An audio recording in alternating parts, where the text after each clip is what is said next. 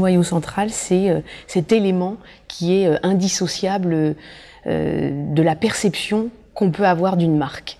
Voilà. Et l'intérêt de cet outil, c'est qu'il permet de tout de suite comprendre le sens commun de la marque Coca-Cola, de la marque Louis Vuitton. Le noyau central, d'un point de vue managérial, il est extrêmement utile et beaucoup plus utile que une liste d'associations classiques parce que c'est le potentiel d'extension.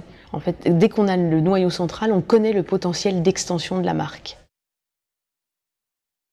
Ça permet de savoir qui on est aujourd'hui, enfin du moins dans la tête des individus, mais surtout de savoir où est-ce qu'on peut aller, où est-ce qu'on peut pas aller, sachant que là où on ne pourra pas aller, c'est dans les territoires où la marque ne respecterait pas ses valeurs centrales. Par exemple, pour Andros, on a le fruit dans le noyau central, voilà, et on sait très bien que tous les produits Andros doivent être à base de fruits.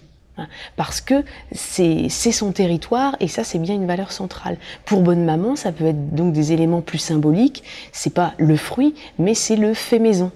Et donc là, d'ailleurs, Bonne Maman a très bien compris l'utilité de cet outil, puisque en regardant le noyau central, ils ont su développer la marque sur des territoires peut-être inattendus d'un point de vue produit, mais quand on connaît bien la marque vraiment par rapport à ses valeurs centrales, on voit bien que faire des produits laitiers, des biscuits, après des confitures, c'est tout à fait cohérent parce qu'on reste dans le fait maison traditionnelle avec cette image de Bonne Maman.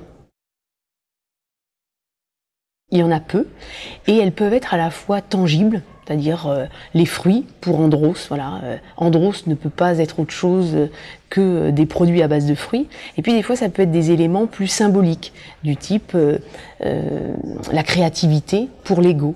Et pour Bonne Maman, c'est le fait maison, pour Andros, c'est les fruits, pour Repetto, c'est les chaussons de danse et tout l'univers qui l'entoure. On n'est pas dans un diagnostic uniquement, une photographie aujourd'hui de la marque, mais quand on mesure le noyau, on a déjà une idée du potentiel de la marque dans l'avenir, parce que comme ce sont des associations qui sont inséparables de la marque, elles donnent la couleur du territoire dans lequel la marque peut aller, a le droit d'aller. Certaines associations peuvent sortir du noyau central, mais c'est très long. C'est tout un remaniement, repositionnement de la marque, des campagnes de communication. Donc ça peut se faire. C'est soit une volonté managériale, soit c'est la conséquence d'actions sur le terrain, mais c'est très long. Au moins 5-6 ans.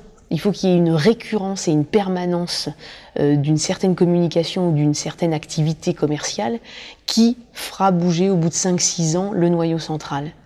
Quand même le Club Med, donc une volonté de nouveau positionnement, tout en gardant la convivialité, mettre notamment plus de côté découverte du monde, premium.